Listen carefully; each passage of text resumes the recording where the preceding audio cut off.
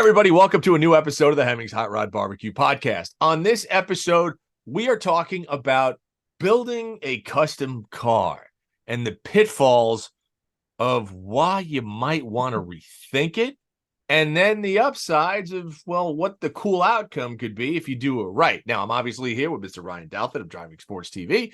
And Ryan is filming this series that we're doing on building a custom car right now. And I'm going to tell you something. It's a monumental pain in the ass. Now, I know this because I've built a few custom cars in my time, and I've driven 1,000 custom cars in my time. And this one is coming out very well, but my God, is it a pain. So here's the thing. We are building this year a Dodge Hornet, a 2023 Dodge Hornet, and we're turning it into what we're going to call the world's first Dodge GLHS, right? Goes like hell some more, okay? Now, for those that don't know, the Dodge Hornet is Dodge's brand new little CUV. It's 2-liter, 4-cylinder turbo, makes 268 horsepower, 295 pound-feet of torque, and it's a great little truck. I mean, it handles great. Too. All-wheel drive. Yeah. 9-speed transmission, handles great, is actually relatively quick. I mean, 0 to 60, I think it's 6.5 or something like that. Yeah. It's a brisk little guy. It is. And so here's the thing. When I first had gone on the press launch for this thing, I was impressed with the way it drove. We took it on these back roads in the North Carolina mountains. And when I tell you I was hustling, I was straight hustling this thing, and I was giggling to myself. So we came up with this idea that this thing is really kind of a jack of all trades. And, Dodge is touting this thing as, the Hornet, it's the swarm. So we were like, well, hell, we're going to call it a swarm of one because it does so many cool things so well.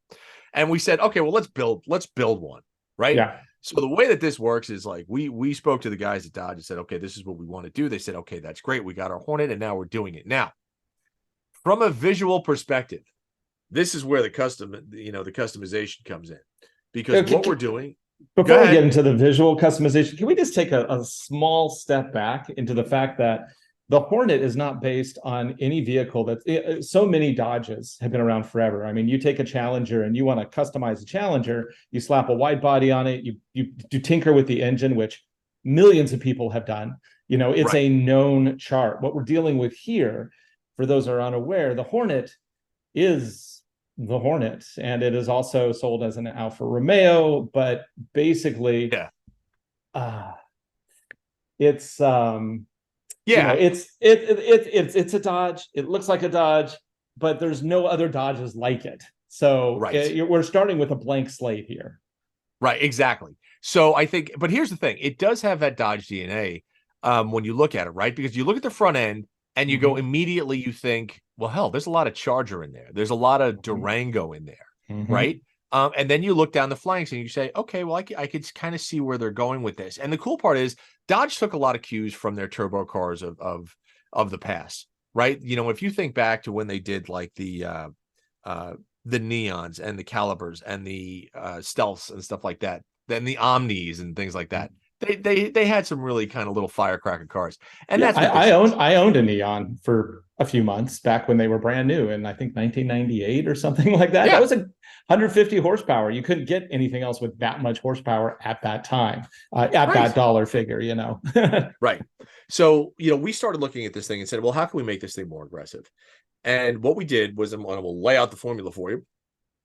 We dropped it to the ground. We lowered it 2 inches. We put some big ass meats on it in the form of 18 by 10s wearing a 285 series tire, at all four corners. Yeah, we stretched it. And then, but one of the things that we always wanted to do was I was like, this thing has a presence. So let's flare it.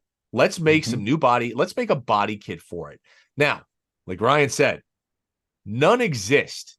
So we're doing this thing from scratch. We are literally constructing the world's first customized wide body Hornet. Now, so can't just go on eBay. Can't go on eBay and get like a Liberty Walk knockoff or anything like that. No, man. You can't call 1-800 body kits if that's a thing. No, there are no components yet because this car is literally that new. So we said, well, that's fine. So what's the process? Well, what we did was we hired, and we've had him on the show before. We hired Abimelech Oreño, who, Oscar, who is an amazing 3D digital designer, Mhm. and we had him do these wonderful renderings for us. And we said, okay, we should be able to build this. Then what we did was we contacted our buddy Neil Chin of Chin Edition, who we built our Project Rampart Durango with last year. Mhm. And, you know, we said, could you do this? He said, yeah, we can do this. I said, okay, fine. So now the puzzle pieces are coming No together. problem. And no problem. And anytime you build a custom vehicle, this is really what you have to do, right? You have to kind of assemble a team together and figure out what Mhm. parts you're going to need, how those parts are going to work in conjunction with each other. And then ultimately, are all those parts going to give you the goal that you want to achieve, right? Yeah. Yep.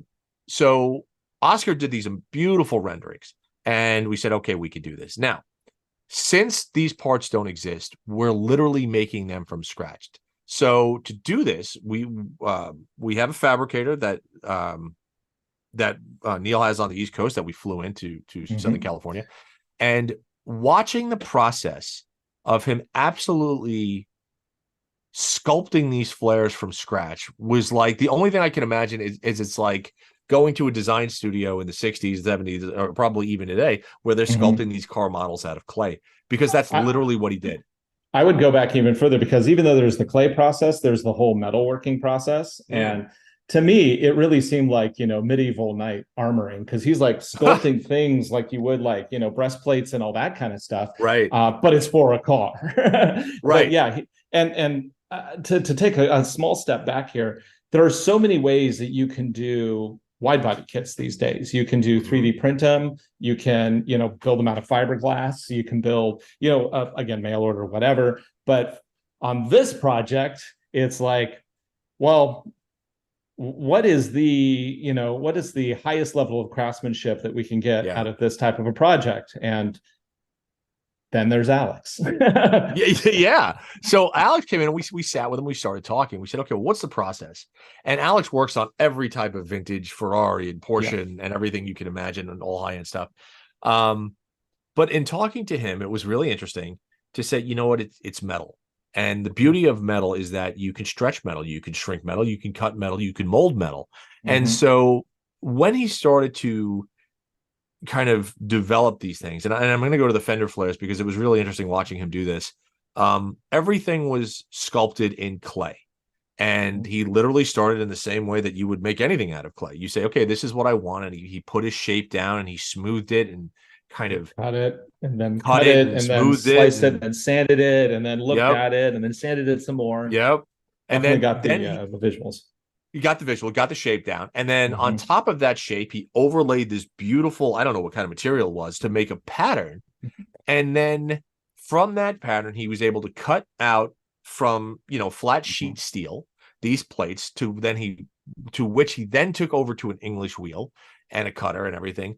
And he started to make these beautiful flares Mhm. that are actually going to be, these are actually welded onto the car. Like this is real body work that's happening.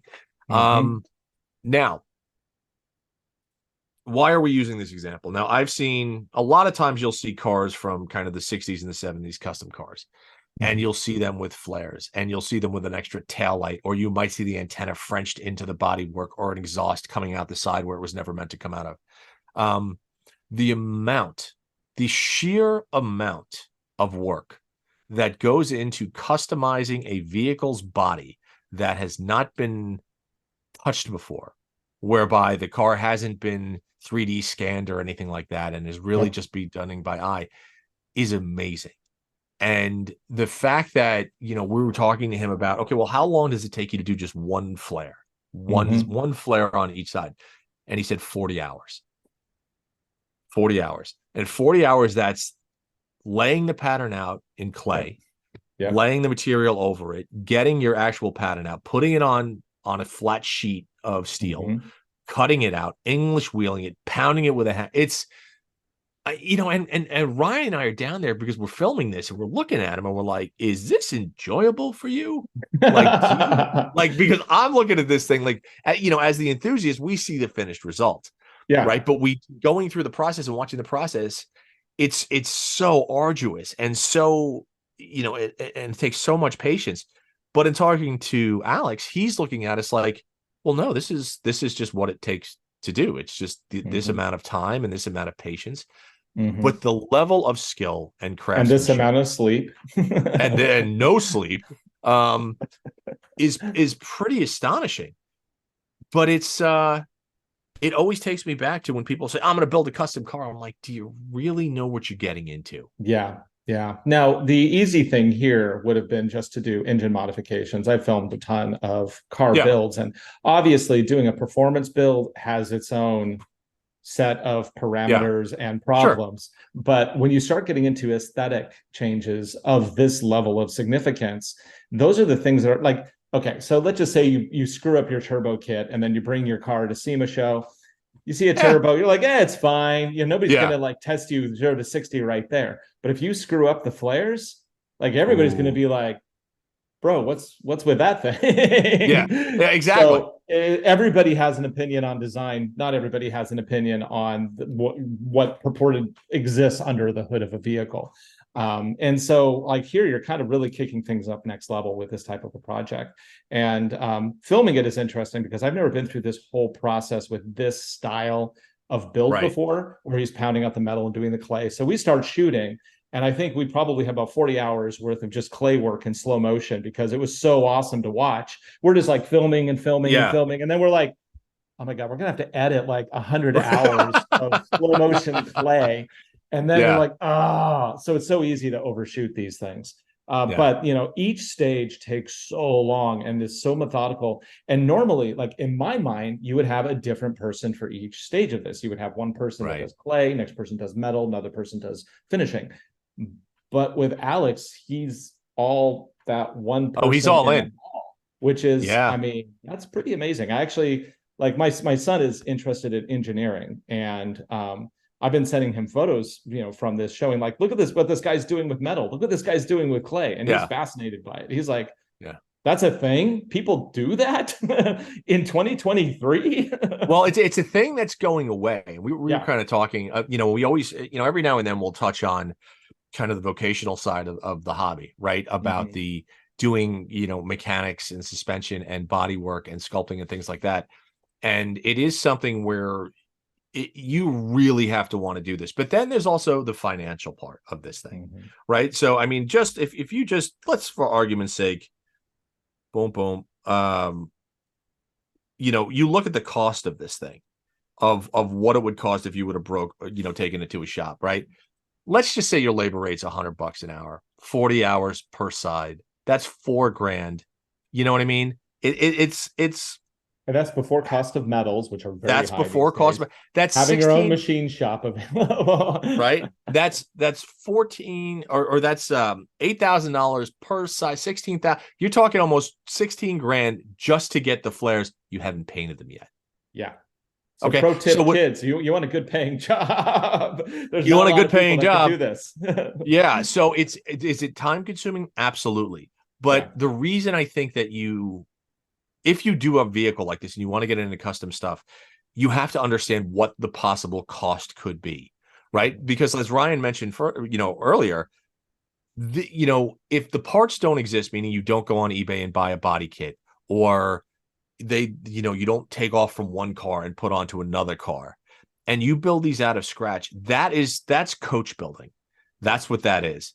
And that is the amount of time, skill, labor, and money it takes is exorbitant. So you have to make a decision as an enthusiast. Do you really want to go down this road? Do you really want to, when you think of today, a decent paint job, a good paint job is 25, 30 grand at a minimum. That's what a good paint job costs. It's insane. Okay? It's insane.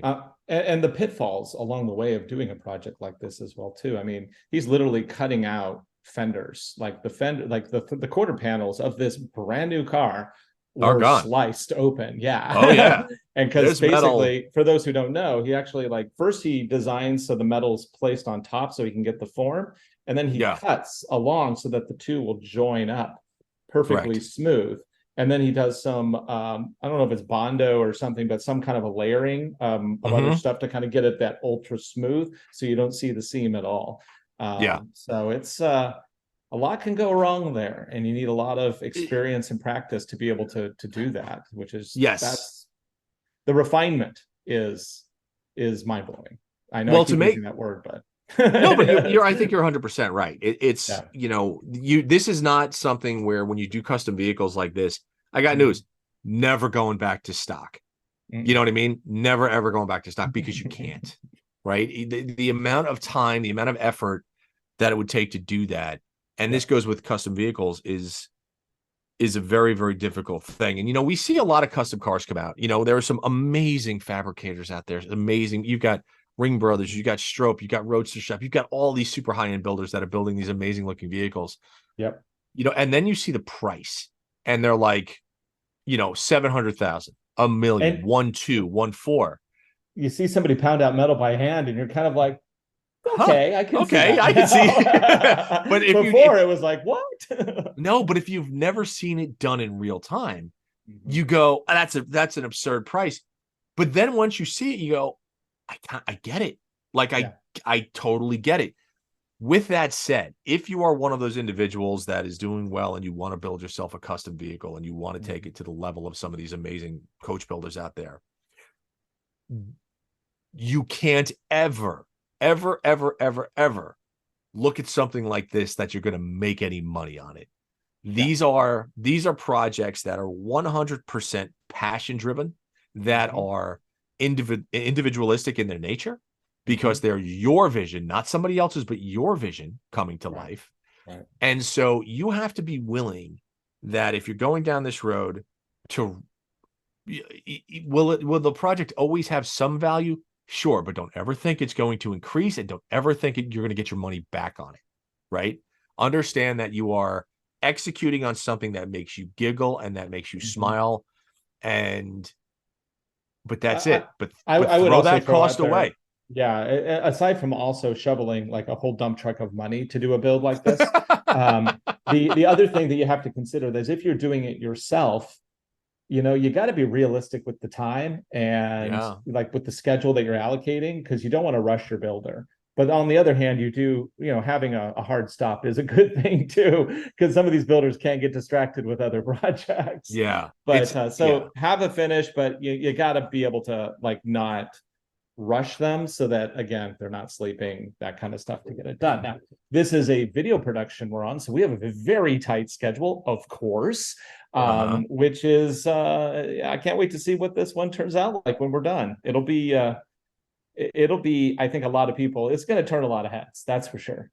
I think so. And this so we're shooting this now. This will air in December or end of November, kind of through December. It's in a couple parts, isn't it? Like couple parts, one segment and the other segment. Yeah. And so you'll see, taking this little Hornet from a bone stock vehicle where we do a full road test and review, to how we start to modify it, to then taking it drag racing, to now all of a sudden literally turning it into the world's first fully customized Hornet, which is really cool. And you might say, well, of all the vehicles, why are you doing a Hornet?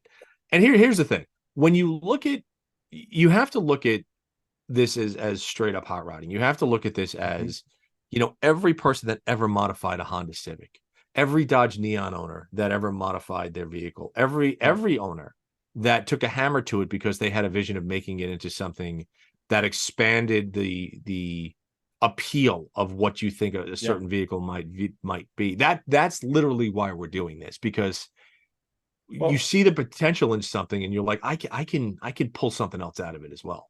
Having been living through the Honda Civic tuning era, the first, the big thing, the reason why people, of course, modified, for those who are too young who are watching this, the reason people modified Civics is not because they were fast or because they were furious, but it was because they were everywhere. They were everywhere. Everybody could afford one. All the kids got them as hand-me-downs, and they're like, that's fine and all, but I'm not my mom, even though my mom gave me this car, and I can't afford a real car. So what can I do with this car? And in that same respect, so now at this point, obviously, Civic Type Rs are here, and it's you can buy a fast Civic, and I think that because of that whole revolution, it kind of led to this.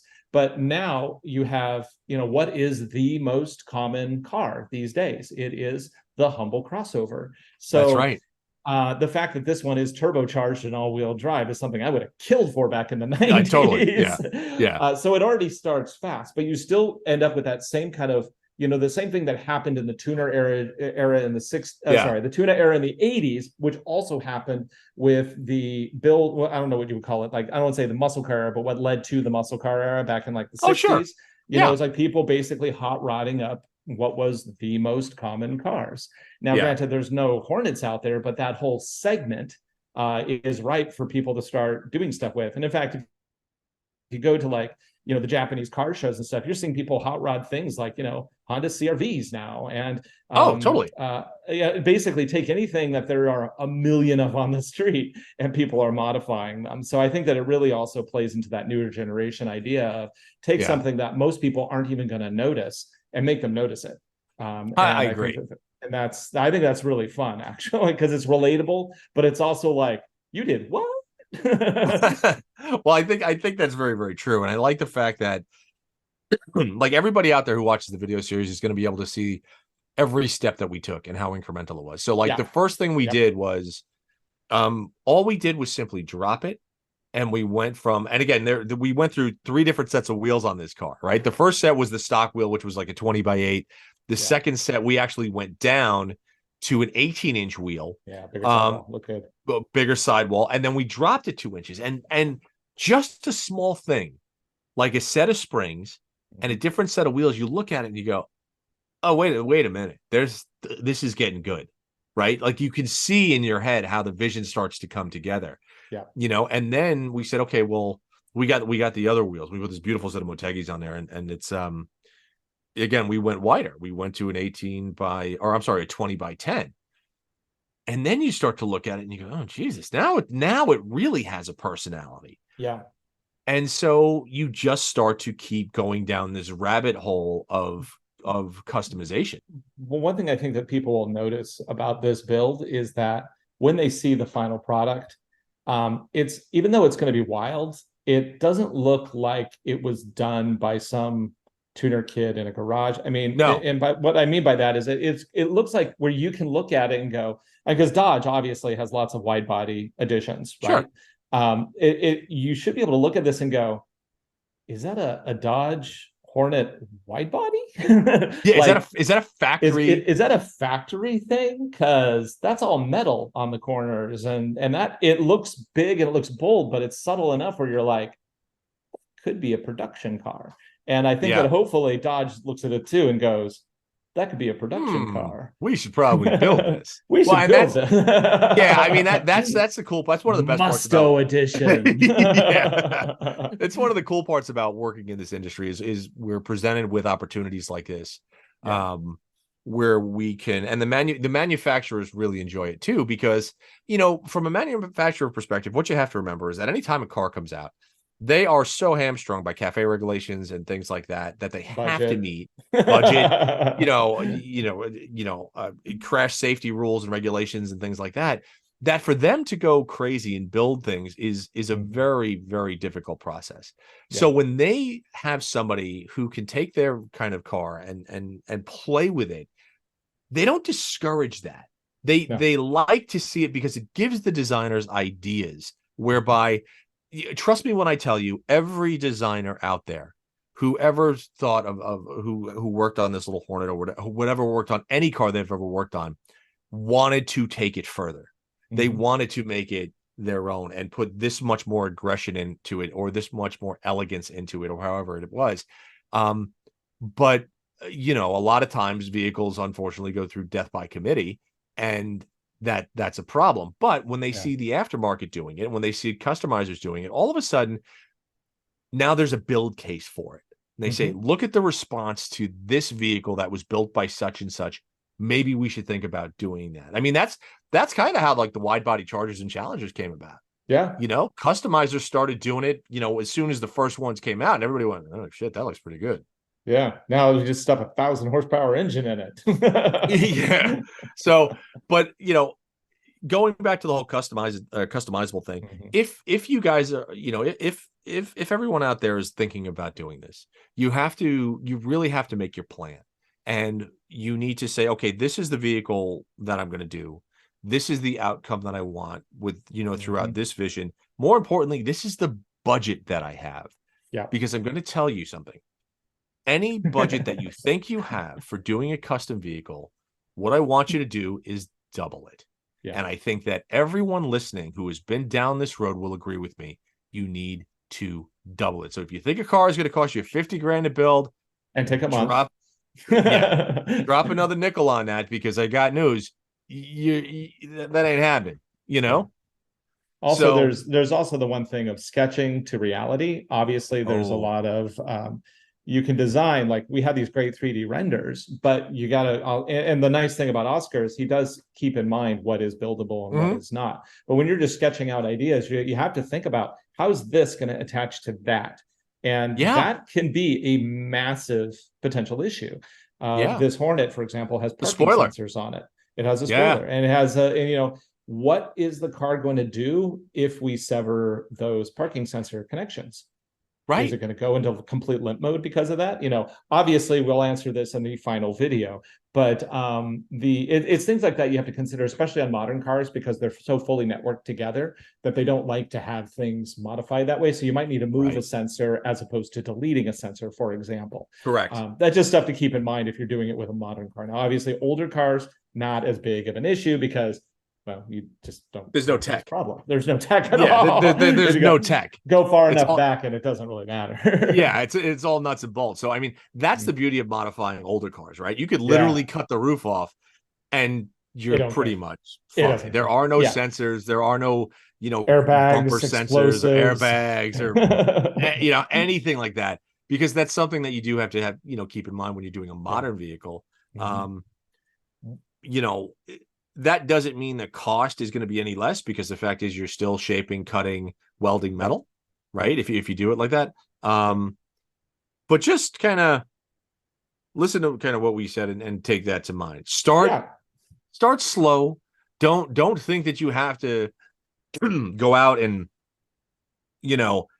do everything by yourself. I mean, if you look online right now, you'll always see on every website, I don't care where you go, project for sale. And that project for sale happens when somebody said, I'm going to build a custom vehicle. And then they started doing it. And then they went, oh shit, this is really expensive. Time, money, or skill. Or all of the above. All of the above. And so now you might have this vehicle, which is full of these great components and great ideas, but there's no execution on it. And it sucks so bad for the original owner, because they're losing their ass on it. Yeah.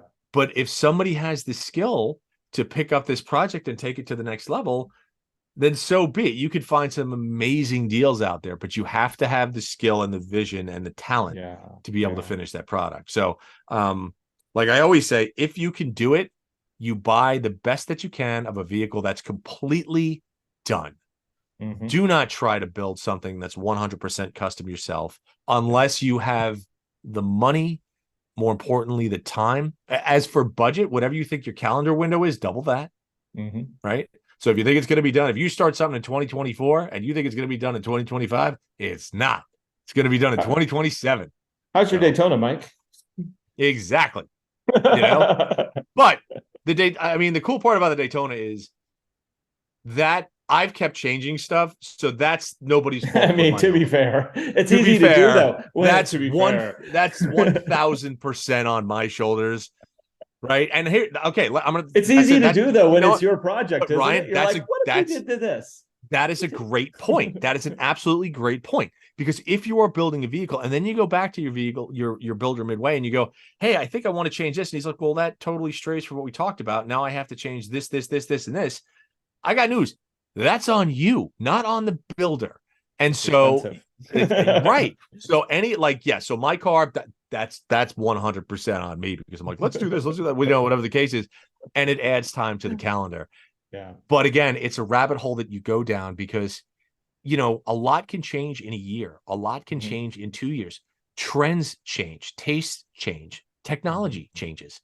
So, it's just one of those things. So it's like, if you have the time, if you have the money, if you have the mental stability and energy, and you have the appropriate team to do it, go out, have fun, but understand the pitfalls of trying to build a custom vehicle.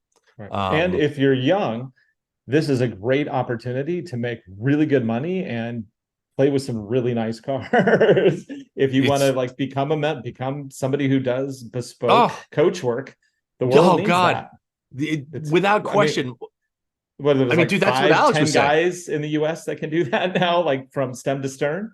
It's not. Think about it, right? When you look at like the top builders, these guys are charging $1 million for a car. Oh, yeah. Now I get where the work is, and and trust me when I tell you, most of these guys are probably they're making money, but they've left a lot on the table because you simply can't charge. You just physically wouldn't be able to charge for every hour you put into this thing, because then you'd have cars that were $3 and $4 million. Right. And then you're really talking diminishing returns, right? If you build, when you think the average price of a new car is, 40 grand, 45 grand, whatever it is, all of a sudden, when you think of the price of a custom car where it's like $500,000 or 700,000, you go, well, you know what, for the extra time, it makes sense. It makes sense. It does. But unlike buying some classic Ferrari for that amount of money, these won't appreciate necessarily unless you're famous and you. That's exactly. You put your name on it, and then it can become this famous thing. But other than that, it's a passion project. But that's okay. 100%. The world needs more passion projects out there. I think it gets boring seeing the same thing all the time. I couldn't agree with you more. So that said, like Ryan said, that we are filming an entire 9-part series on this little Hornet. You're going to be seeing that starting in November, running through the end of December.